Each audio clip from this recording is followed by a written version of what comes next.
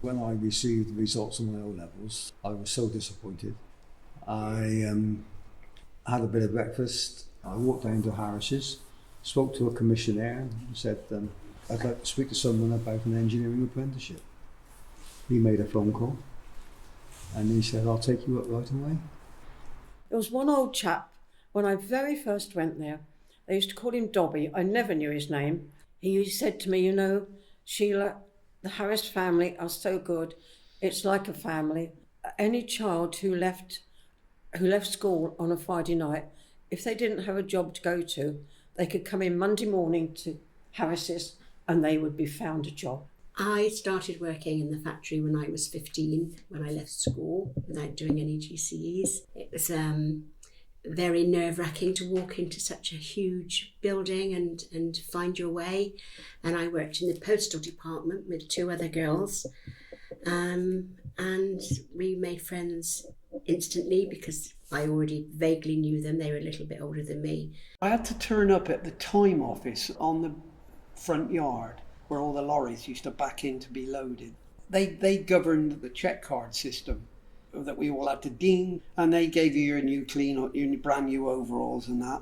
I was a messenger girl for the first year in C&C Harris. My father seemed to have had a word, I don't know, so he told me.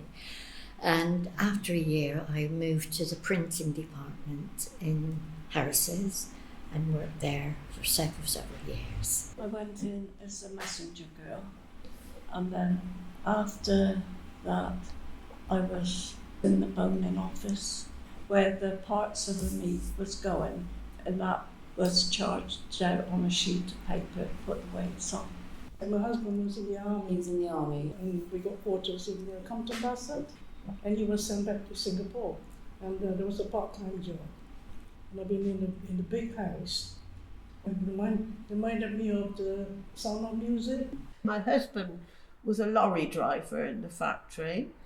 Every night they were called the trunkers. They went off to certain points with all the sausages, pies, etc.